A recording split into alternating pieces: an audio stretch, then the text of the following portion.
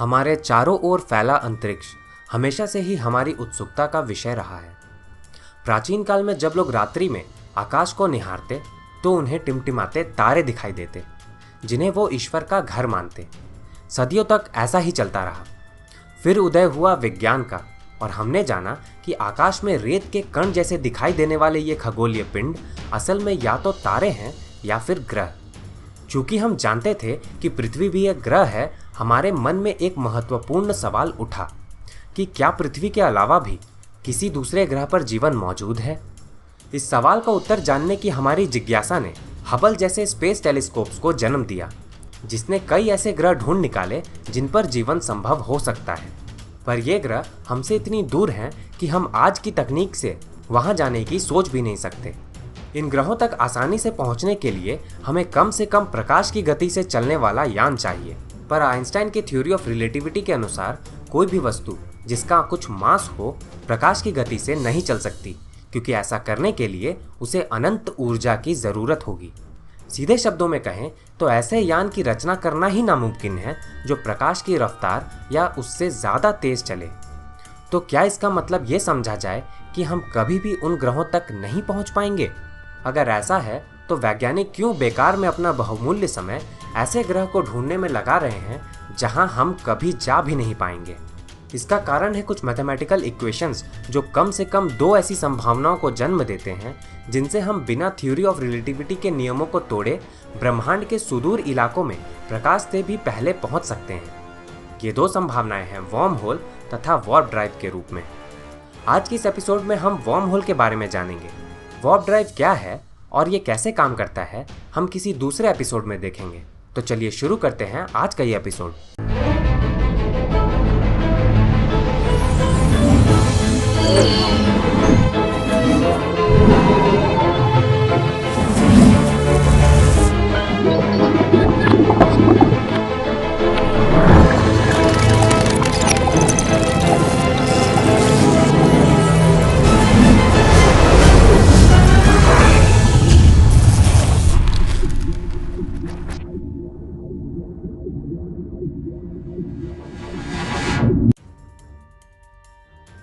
19वीं सदी के शुरुआती वर्षों तक न्यूटन के ग्रेविटी के सिद्धांत को किसी ने चुनौती नहीं दी।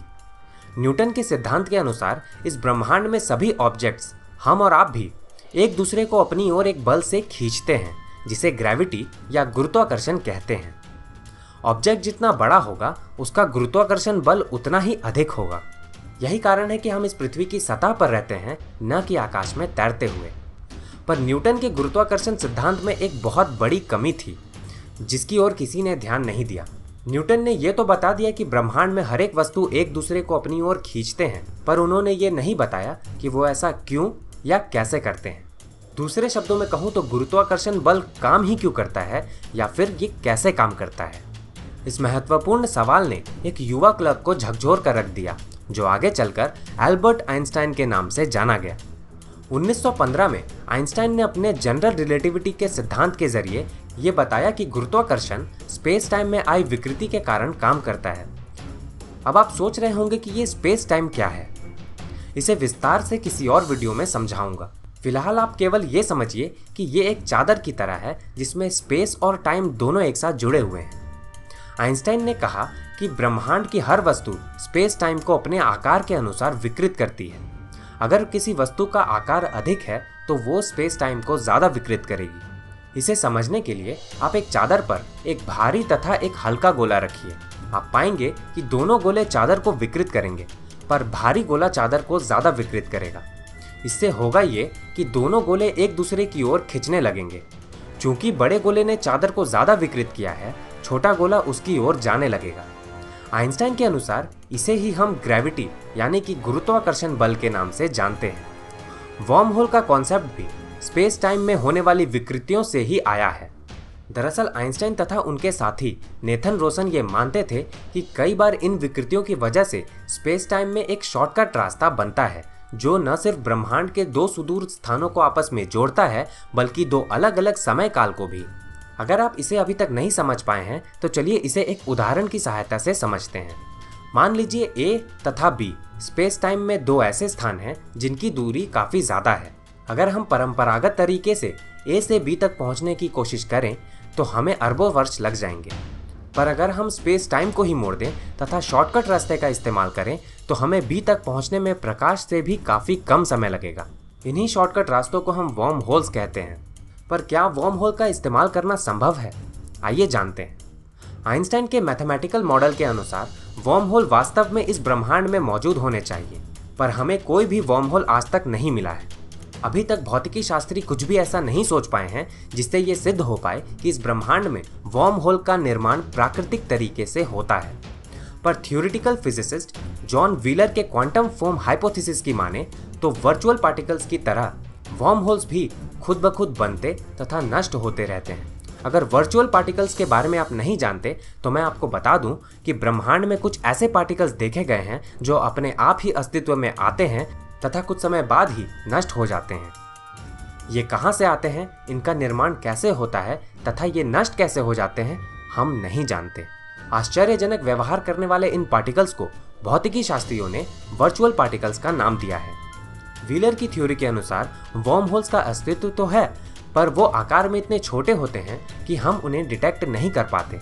उनके अनुसार वर्म होल्स का आकार प्लैंक स्केल पर लगभग 10⁻³ सेंटीमीटर होता है। चलिए एक पल के लिए ये मान लेते हैं कि जैसे ही वो अस्तित्व में आए हम उन्हें डिटेक्ट भी कर लेंगे, पर उनके जरिए यात्रा करने के लिए हमें उनके आकार को बढ़ाना होगा, और ऐसा करने के लिए हमें ज़रूरत होगी एक्सोटिक मैटर की। ब्रह्मांड में साधारण पदार्थ का नियम यह है कि इसका एनर्जी डेंसिटी तथा प्रेशर पॉजिटिव होता है, पर अगर बात करें एक्सोटिक मैटर की तो ये नॉर्मल मैटर से बिल्कुल अलग होता है। ये ऐसा मैटर होता है जिसकी एनर्जी डेंसिटी तथा प्रेशर निगेटिव होती है, यानी कि एक ऐसे मैटर का कॉम्बिनेशन संभव है जिसकी एनर्जी डेंसिटी पॉजिटिव हो तथा प्रेशर निगेटिव, या फिर प्रेशर निगेटिव हो तथा एनर्जी डेंसिटी पॉजिटिव। अगर हम एक्सोटिक मैटर का इस्तेमाल वर्म होल में करें तो इसकी निगेटिव प्रॉपर्टीज वर्म होल के साइड्स को बाहर की ओर धकेल कर इसके आकार को इस कदर बढ़ा सकती है कि इंसान या फिर एक अंतरिक्ष यान इसका इस्तेमाल कर पाए। पर यहाँ पर परेशानी ये है कि एक्सोटिक मैटर का अस्तित्व अभी तक केवल थ्योरी में ही है। हम बिल्कुल भी नहीं जानते कि ये कैसा दिखता है या फिर इसे कहाँ ढूंढा जाए। कल्पना में ही सही, पर एक पल को मान लेते हैं कि हमने एक वर्म होल को ढूंढ लिया है जो आकार में काफ़ी छोटा है। हमें किसी तरह एक्सोटिक मैटर भी मिल जाता है जिसका इस्तेमाल कर हम वर्म होल को स्टेबल कर देते हैं तथा इसके आकार को इतना बढ़ा देते हैं कि हम इसके जरिए यात्रा कर पाएं। पर होलमैन की माने तो एक्सोटिक मैटर के अलावा कोई भी वस्तु अगर वर्म होल में घुसी तो वर्म होल नष्ट हो जाएगा। दूसरे शब्दों में कहूँ तो वर्म होल में जाते ही हमारी मृत्यु हो जाएगी। अगर भविष्य में हम किसी तरह वर्म होल्स का इस्तेमाल कर पाने में सफल हो भी गए तो हमें एक बड़ी परेशानी का सामना करना होगा। दरअसल वर्म होल्स स्पेस टाइम में दो बिंदुओं को जोड़ता है, यानी कि न सिर्फ स्पेस बल्कि टाइम को भी। मतलब कि अगर हम इसका इस्तेमाल कर ब्रह्मांड के किसी कोने में मौजूद ग्रह पर पहुंचने की कोशिश करें तो बिल्कुल संभव है कि हम वहां किसी और समय काल में पहुंच जाएं, शायद भविष्य या शायद भूतकाल में। ऐसे में हमारे लिए वापस अपने समय में अपने ग्रह पर लौटना भी काफी मुश्किल होगा। पैरेलल यूनिवर्स थ्योरी को मानने वाले भौतिकी शास्त्रियों के अनुसार वर्म होल्स अलग अलग पैरेलल यूनिवर्स को भी आपस में जोड़ते हैं। ऐसे में क्या हो अगर हम किसी दूसरे पैरेलल यूनिवर्स में जाकर भटक जाएं? डेविस नाम के भौतिकी शास्त्री हैं जो इकारस इंटरस्टेलर में मौजूद अपने लैब में एक्सोटिक मैटर बनाने की कोशिश में लगे हुए हैं। उनका मानना है कि हमें केवल एक्सोटिक मैटर की ज़रूरत है एक काम करने वाले वर्म होल को बनाने के लिए। इससे पता चलता है कि उन्हें पूरी उम्मीद है कि वर्म होल का इस्तेमाल करना संभव है, पर साथ ही साथ वो एक रियलिस्टिक बात भी करते हैं।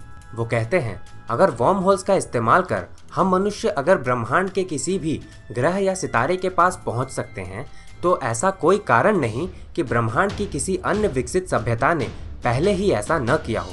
पर चूंकि हमें अभी तक कोई प्रमाण नहीं मिले हैं, शायद हमें परंपरागत तरीके से ही ब्रह्मांड की सैर करनी होगी। दूसरी ओर माइकल काको की माने तो जो भी मैथमेटिकली संभव है वो कभी ना कभी जरूर हकीकत बनेगा।